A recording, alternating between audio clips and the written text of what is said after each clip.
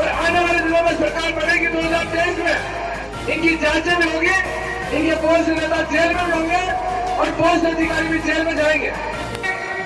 राजस्थान में सरकार बनने से कोई रोक नहीं सकता। मैं तो ये कह सकता हूँ, राजस्थान में 100 से 185 सीटें आएंगी और छोटा टेम्पू भर के आए जिले में से एक एमएलए जीतेंगे। ये वादा मैं जरूर आप लोगों से कर सकता हूँ। जितों में जिले की 5 में से 5 भाजपा पार्टी जीतेंगे, यहाँ का शासन भी भाजपा पार्टी का बनेगा और राजस्थान में एक प्रकार में सरकार बनेगी।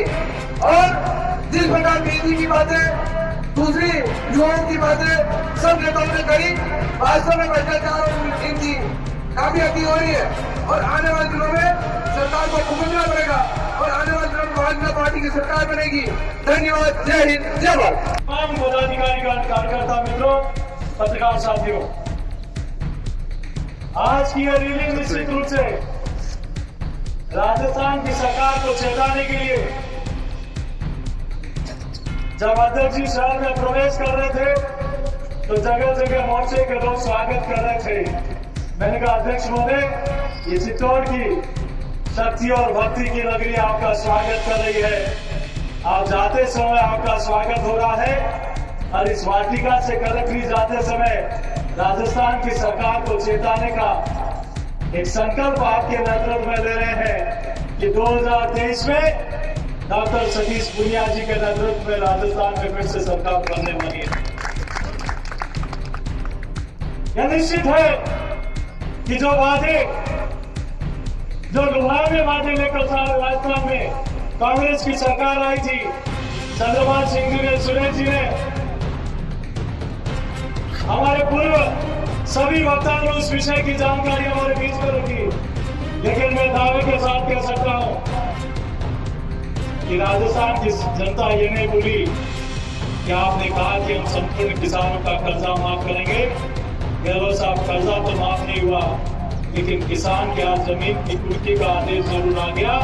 उसके घर के बाहर ढोल बजता है कि तेरी जमीन कुर्क होने वाली है। तब दर्द होता है कि राजनीति में ऐसे लोग भी होते हैं जो किसानों का नाश करके सत्ता पर आसीन होते हैं और उसके बाद किसानों की सुनते हैं। हर किसानों का हैसियत तो नरेंद्र मोदी जी है, जिन्होंने कहा कि मैं हर किसान का बैंक में खाता खोलूंगा, मैं 2 रुपए में किसान का बीमा कराऊंगा, 12 रुपए में मैं किसान का स्वयं हेल्थ कार्ड योजना लेकर आऊंगा, मैं हर किसान के खाते में 6,000 रुपए साल के भेजूंगा। हर किसान हितैषी तो नरेंद्र मोदी है, जिन्होंने संसद में 50% की जगह 33% खराबे का नियम लेकर आए। आदरणीय अध्यक्ष जी, राजस्थान में जब भारतीय जनता पार्टी की सरकार थी तब तो गिरदावरी ठीक हो रही थी, लेकिन आज कांग्रेस की सरकार आने के बाद चाहे 80% खराबा होता है तो भी गिरदावरी में 30% ही लिखाते हैं ताकि इनके बाप का पैसा लग रहा हो। अरे गहलोत साहब, एनडीआरएफ का पैसा 100% पैसा भारत सरकार देती है और एसडीआरएफ का भी 75% पैसा भारत सरकार देती है। अरे किसानों के लिए जितना खुल के दिल के जो आपने वादा निभाया था 3 साल पहले, उसका 1% भी कर लेते तो राजस्थान की जनता आपको माफ कर देती। लेकिन अब जनता ने निर्णय कर लिया है कि 2023 में आपका समय निश्चित होने वाला है और इसमें किसान अपनी प्रमुख भूमिका निभाने वाला है। महिलाओं के लिए अभी एक कर्नाटक से एक विधायक का स्टेटमेंट आया, माताएं बहनें बैठी हो, स्टेटमेंट तो यहाँ बोल नहीं सकता, लेकिन मैं कह सकता हूँ, प्रियंका गांधी जी, आप यूपी में तो जाके आंसू बहाते हो, आप तो योगी बाबा सबका इलाज करना जानते हैं, लेकिन राजस्थान की माताओं बहनों के लिए भी अगर आप इतना दर्द झलकाती तो शायद ठीक रहता। अरे विधायक महोदय, ऐसा भेड़िया राजस्थान में होता तो जनता सड़क पर दौड़ा देती। आपको शर्म नहीं आती? रावत भाटा की और बेगू की और चित्तौड़ की चंद्रबाबू सिंह जी ने, अर्जुन जी ने, ललित जी ने बहुत सारी बातें की। ये बात सही है कि पत्र लिखवाने का शौक बहुत है। अभी सुरेश जी और हम बात कर रहे थे कि रावत भाटा में एक सड़क का शिलान्यास किया, जो सड़क भारत सरकार ने दिए डॉक्टर सुरेश डॉक्टर और सीपी जोशी के आदरण पर बेहतरीन की है। आप पत्थर पर नाम लिखा सकते हो और हम तो दिलों दिखाने के लिए काम कर रहा है। मैं इतना जरूर कह सकता हूँ, जिस संबल के पानी की दवाई कर रहे हैं विधायक जी, और हमने भारत सरकार के माननीय मंत्री जी से बात की, उसका पत्र भी आपको चाहे, हम चूंकि क्रेडिट लेने में कांग्रेस वाले माहिर है, उसका पत्र भारत सरकार ने राजस्थान के सेक्रेटरी को कहा कि चंबल का पानी चित्तौड़ में आना चाहिए, भिलवाड़ा में जा सकता है तो चित्तौड़ की धरती पर भी पानी आना चाहिए, और उसी लिए वो पत्र आपको कल ही में भिजवा।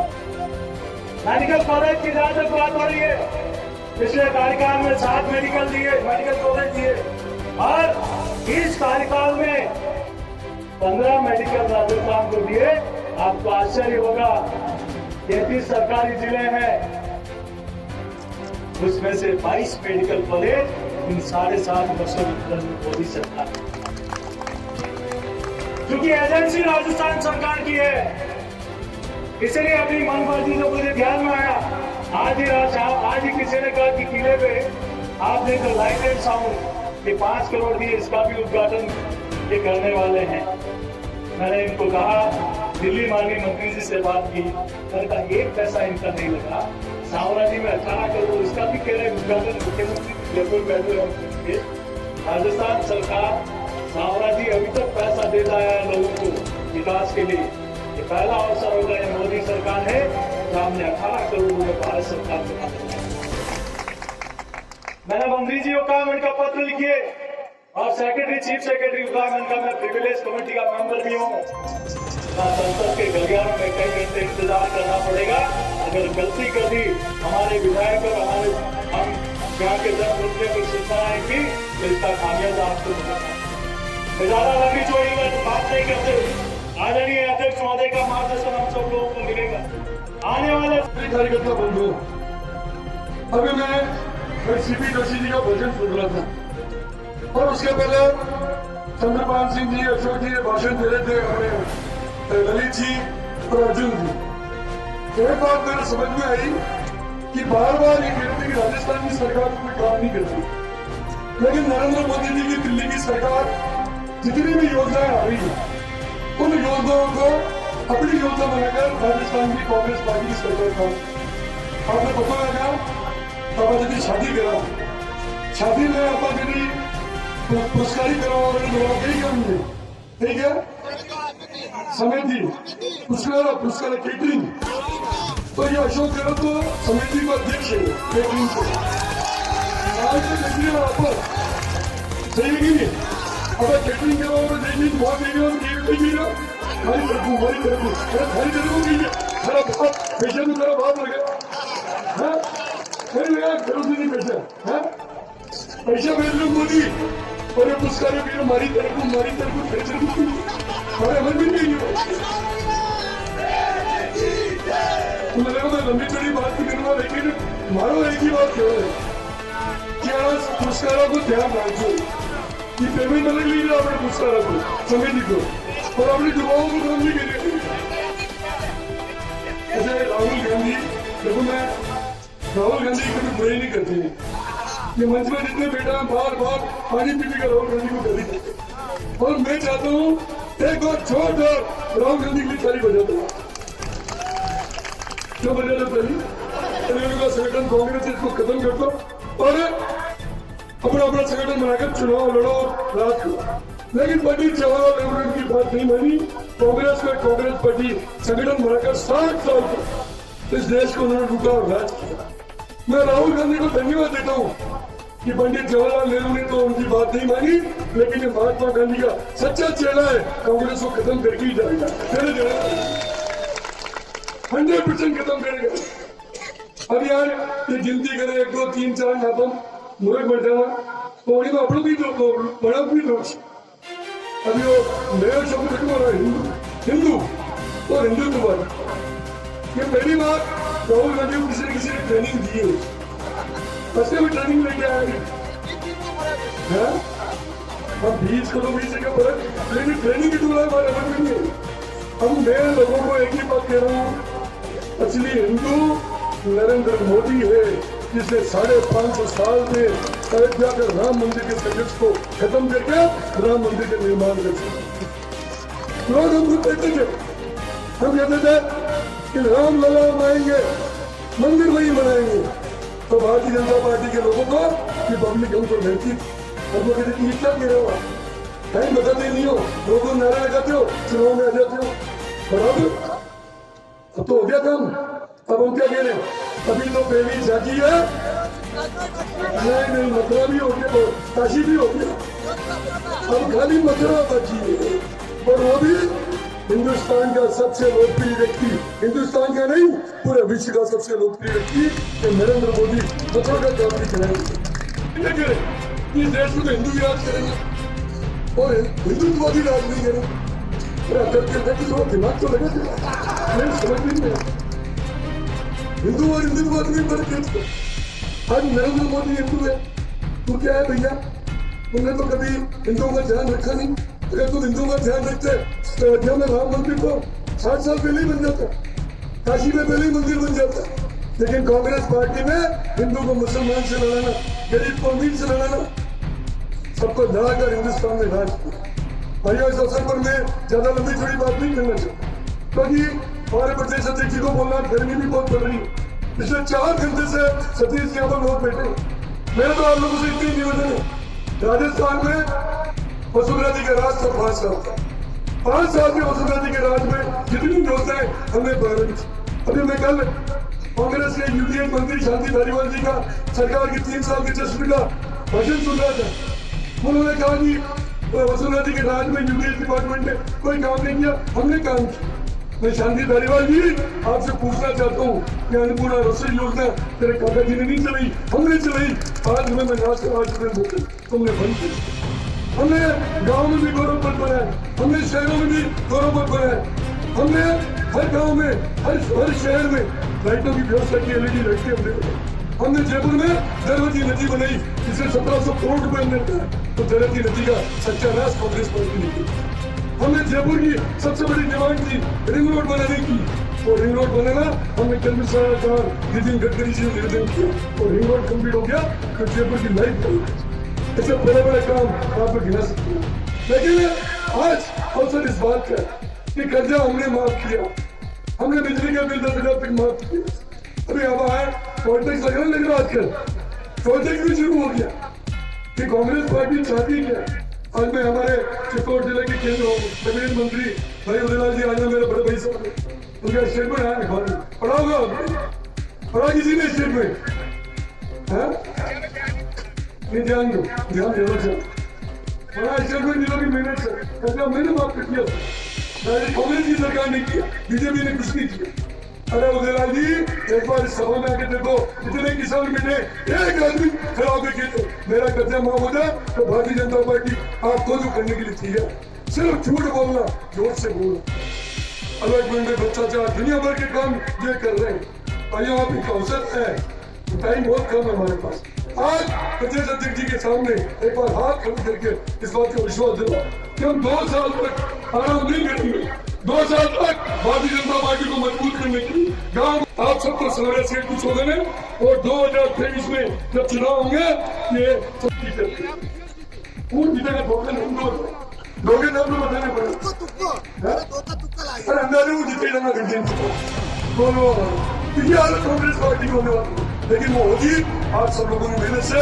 और चित्तौड़ जिले का मैं सतीश जी आपको निवेदन करना चाहूंगा, हमारा जो कार्यकर्ता राजस्थान भारतीय जनता पार्टी का, चाहे दिल्ली हमारे केंद्र की भारतीय जनता पार्टी का जो भी निर्देश हुआ है, आज से नहीं 40 साल से मैं देख रहा हूँ, चाहे अयोध्या का आंदोलन हो, चाहे जम्मू कश्मीर में लाखों लोगों को ले जाना हो, चाहे राजस्थान का कोई भी कार्यक्रम हो, चित्तौड़ जिला हमेशा नंबर 1 रहा है और आने वाले चुनाव में भी नंबर 1 रहेगा। धन्यवाद। हमारे प्रदेश के मुखिया जिनका हम लंबे समय से इंतजार कर रहे हैं, आपसे मैं निवेदन करूं कि आप बढ़ रहे हैं, उससे पूर्व एक मैं बात कहना चाहूंगा कि अगर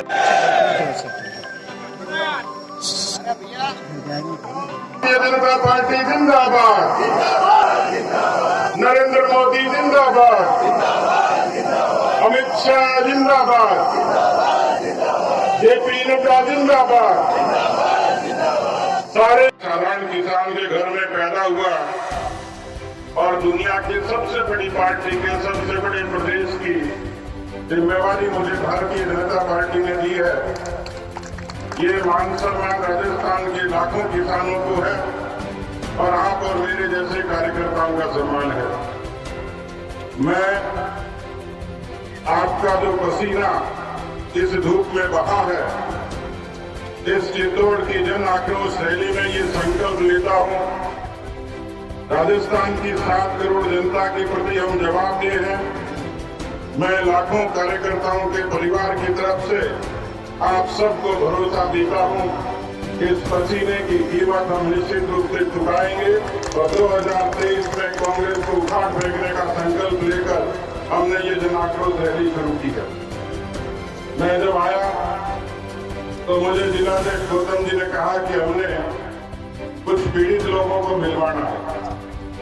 मुझे जो पहले शख्स मिले उन्होंने एक बैनर लगा रखा है कि कांग्रेस पार्टी ने इस चित्तौड़ जिलों की सड़कों के सुधार के लिए कहा था और इन्होंने बताया, मैंने जब उनसे बात की तो उन्होंने कहा कि साहब चित्तौड़ में दूर दराज के कई इलाकों में सड़क नहीं है और सड़क की हालत ऐसी है कि कई बार हमें डिलीवरी कराने के लिए जब हॉस्पिटल से रवाना होते हैं तो हमारा खर्चा बच जाता है, डिलीवरी रास्ते में हो जाती है। ऐसा लगता है कि खड्डे में सड़क है, सड़क में खड्डा नहीं है। कांग्रेस के राज की बानगी है। मुझे रामेश्वर लाल जी गांधी मिले, उन्होंने अपना बिल दिखाया, अपना डिमांड नोट की रसीद दिखाई, वो 2018 की थी। इन्होंने कहा कि 2018 में जितना सरकार ने पैसा मांगा मैंने जमा करा दिया। आज 2021 चला गया, जाने में है, लेकिन रामेश्वर लाल जी को बिजली का कनेक्शन नहीं मिला। मुझे जो तीसरे सज्जन मिले, सामने बैनर लगा है कि हमें थोड़ा करना मांग रहे हैं। बेरोजगार भत्ता तो 3,500 ये बेरोजगार खड़े चित्तौड़ जिले के। एक दिन अखबार में बड़ा रोचक किस्सा पढ़ा। एक जवान की शादी हुई, थोड़े दिन पति पत्नी साथ रहे, वो नौजवान बेरोजगार था। थोड़े दिन बाद तलाक हो गया। अदालत ने निर्णय दिया कि तेरी पत्नी को 1,500 रुपए भरण पोषण का भत्ता देना पड़ेगा। जज साहब ने पूछा देगा कि नहीं देगा? बोले हुक्म जरूर दूंगा। फिर जज साहब ने पूछा कब देगा? बोला जी तब दूंगा जब अशोक गहलोत जी मेरे खाते में 3,500 रुपए जमा कराएंगे। यहाँ किसानों के कर्जा माफी की और महिलाओं के उत्पीड़न का एक बैनर खड़ा है। मेरे से सारे पहले वक्ताओं ने ये चर्चा जरूर करी है, मैं उस बात को दोहराऊंगा तो नहीं, लेकिन मुझे ताज्जुब जरूर होता है कि भगवान कृष्ण भी होते तो शायद ऐसा चमत्कार नहीं करते, ऐसा आविष्कार नहीं करते जैसा राहुल गांधी जी ने किया। मैंने दुनिया में नहीं देखा, बोले 1 से 10 तक गिनती गिनूंगा, किसानों का कर्जा माफ हो जाएगा। किसान भाइयों 60 लाख किसान हैं, 1,20,000 करोड़ का कर्जा है और आपको ध्यान होगा कि इस कर्जे में किस तरीके से लोग पीड़ित होते हैं। गंगानगर के, रायसिंह नगर के, ठाकरी गांव के किसान सोमलाल कडेल ने एक लाइव वीडियो जारी किया, अपनी मौत का जिंदा वीडियो जारी किया और ये कहा कि कर्जा माफी के कारण नहीं होने के कारण, कर्जे से तंग होने के कारण मैं आत्महत्या कर रहा हूं, मेरी मौत का जिम्मेवार राजस्थान का मुख्यमंत्री होगा। ये राजस्थान के किसानों की दशा है। इस राजस्थान की धरती पर इस जन आक्रोश का कारण यही है कि राजस्थान में पहली बार, नहीं तो राजस्थान को ऐसा माना जाता है ये शांतिपूर्ण प्रदेश है, यहाँ घूमने के लिए लोग आते हैं, व्यापार के लिए आते हैं, रहने के लिए आते हैं। लेकिन इस कांग्रेस पार्टी के राज में पहली बार 6.5 लाख मुकदमे दर्ज हुए और मुख्यमंत्री कहते हैं कि उसमें 47% महिलाओं के मुकदमे छूटे हैं। 5310 गैंगरेप और बलात्कार की घटनाएं हुई हैं। अशोक जी और कोई बददुआ देख नहीं दे, जवाब मांगे कि नहीं मांगे, लेकिन राजस्थान की माताएं बहनें, मैं इस जौहर ज्वाल की धरती से आपको चुनौती देता हूं। 2023 में हमारी माताओं बहनों की बददुआएं आपको शासन से खींच कर सड़क पे ले आई। वो तमाम बेरोजगार जहां संविदा कर्मी अपनी मांग उठाते हैं, राजस्थान का बेरोजगार न्याय मांगने के लिए इन्हीं भाई और बहन से, इन्हीं राहुल जी और प्रियंका गांधी से न्याय मांगने के लिए लखनऊ की ठंड में ठिठुरती सड़कों पर कांग्रेस पार्टी के मुख्यालय के बाहर धरना देते। ये 3 बड़े मुद्दे हैं जिसके आधार पर राजस्थान की ये जन आक्रोश की रैली शुरू हुई है, और ये जन आक्रोश तब तक पूरा नहीं होगा, इसका संकल्प पूरा नहीं होगा जब तक एक भारतीय जनता पार्टी का कार्यकर्ता इस तरीके की आगदाई, अराजक, अकर्मण्य, भ्रष्ट, नकम, नकारा, निकम्मी सरकार को उखाड़ फेंकने का संकल्प नहीं ले लेगा। मेरा सौभाग्य है कि मैं आज उस रानी पद्मिनी के बलिदान की धरती पर खड़ा हूं। मैं उस धरती पर खड़ा हूं जहां एक मां अपने बेटे को इसलिए कुर्बान करती है कि उसकी सरकार, उसकी सल्तनत का वंश बचा रहे। दुनिया के इतिहास में ऐसा कोई उदाहरण नहीं। ये जन आक्रोश और ज्वाल की पवित्र भूमि से ये हुंकार भरने के लिए आई है। ये हुंकार भरने के लिए जन आक्रोश रैली है। हम सब लोग कलेक्ट्रेट पैदल चलेंगे, मैं भी आपके साथ चलूंगा। मैं इस संकल्प और विश्वास के साथ आया हूं कि राजस्थान की 7 करोड़ जनता भारतीय जनता पार्टी की तरफ से उम्मीद से देखती है। इसलिए देखती है कि हिंदुस्तान के राजनीतिक इतिहास में 70 वर्षों में 50 वर्षों तक कांग्रेस पार्टी को शासन करने का मौका मिला। इस देश में जाति, पंथ, मजहब, इस भेद के साथ में वोट बैंक की राजनीति करी, लेकिन हिंदुस्तान का इतिहास गवाह है कि इस देश में जब जब राजनीति में बदलाव आया, इस देश के लोकतंत्र पर जब हमला हुआ, जब आपातकाल लगा, उस आपातकाल के खिलाफ संघर्ष करने का काम जनसंघ और भारतीय जनता पार्टी के कार्यकर्ताओं ने किया। इस लोकतंत्र पर जब हमला हुआ तो लड़ाई उन्होंने लड़ी। इस देश में भगवान राम की जब पावन भूमि पर मंदिर का संघर्ष हुआ, 500 वर्षों का संघर्ष था, लाखों बलिदान हुए, और सब लोग नारा लगाते थे कि रामलला हम आएंगे, मंदिर वहीं बनाएंगे। कांग्रेस के लोग मजाक करते थे कि लेकिन बीजेपी के लोग वो तारीख नहीं बताएंगे। लेकिन देश ने नहीं, दुनिया ने देखा एक मर्द प्रधानमंत्री पैदा हुआ जिसने अपने हाथों से अयोध्या के पावन मंदिर के शिलान्यास का मार्ग प्रशस्त किया। इस चित्तौड़ की गलियों में, चित्तौड़ की चौपाल और चौराहों पर चर्चा होती थी कि जहां हुए बलिदान मुखर्जी वो कश्मीर हमारा है, लेकिन शहादत होती थी तो चित्तौड़ के भी किसी व्यक्ति को दर्द होता था। ये शहादत का सिलसिला कब रुकेगा, कब कश्मीर हमारा होगा। मैं आप सबकी तरफ से देश के गृह मंत्री अमित शाह का अभिनंदन करता हूं। उन्होंने अपने वाणी और कलम से 370 को खत्म करके उन शहीदों का सम्मान किया। इस देश में जब जब बदलाव की राजनीति आई, देश के प्रधानमंत्री अटल बिहारी वाजपेयी जी ने, जिनकी सरपरस्ती में श्री चंद जी को काम करने का अवसर मिला, यहां सड़कों का जिक्र हुआ था। राजस्थान में जिन सड़कों का जाल आप देखते हो, 70,000 किलोमीटर, 70,000 किलोमीटर सड़कें वाजपेयी जी से लेकर मोदी जी तक प्रधानमंत्री ग्राम सड़क योजना के माध्यम से राजस्थान की धरती पर बनी है।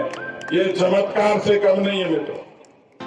20,000 करोड़ रुपया रेल के सुधार में, मेडिकल कॉलेज की भी चर्चा हुई, और राजस्थान का छोटा किसान, 65 लाख किसान 2,000 रुपए हर तीसरे महीने अपने खाते में इसलिए पाता है कि देश के प्रधानमंत्री नरेंद्र मोदी ने कहा कि मैं किसानों के हक में उनके बैंक में सीधा पैसा ट्रांसफर करूंगा।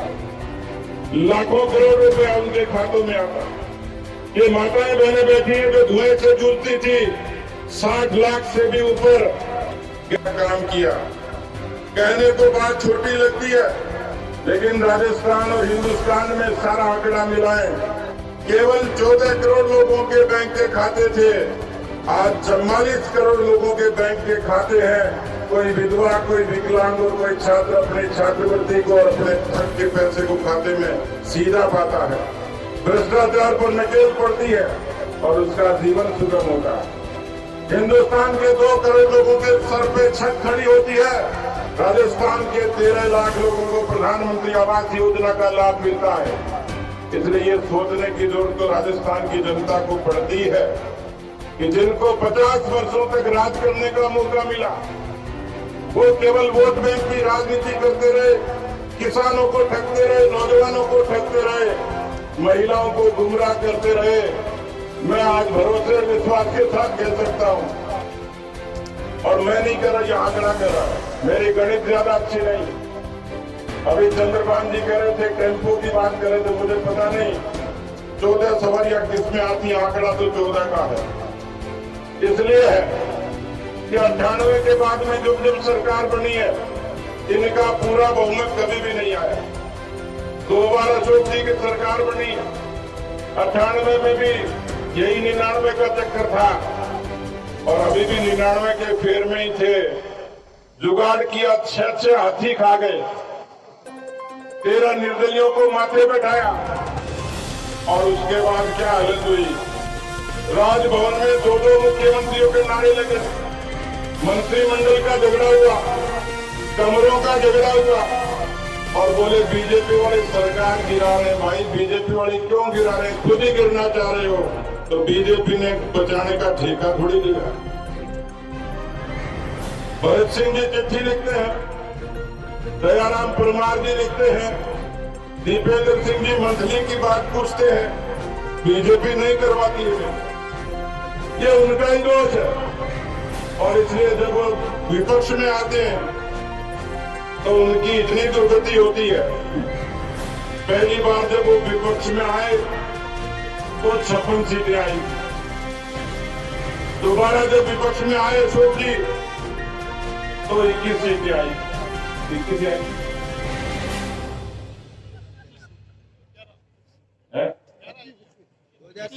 21 सीटें आई। तो 56 में से मैंने उसको माइनस किया तो 35 सीटों का फर्क है। 56 से 21 आए, 35 सीट माइनस हुई। 21 में से 35 माइनस करो, 14 एमपी की तरह। तो ये तो मोटरसाइकिल की सवारी नहीं है।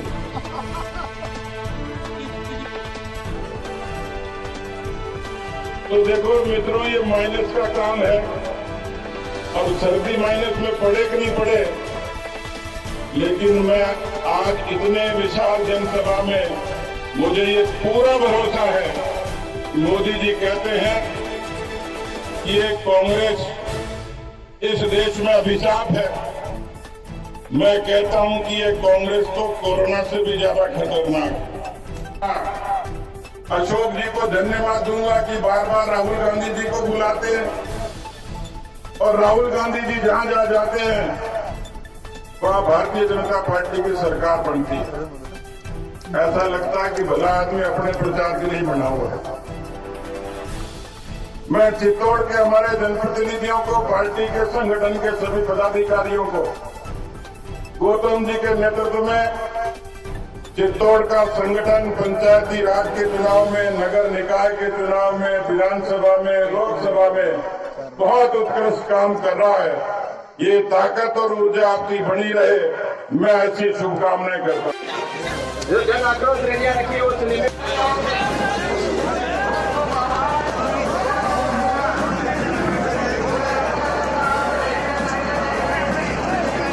हमारे व्यवस्थित रूप से, अनुशासित रूप से हकीकी और राजस्थान में जो अपराधों की स्थिति नहीं बनी है। इसकी प्रतिक्रिया आप साफ देख सकते हैं।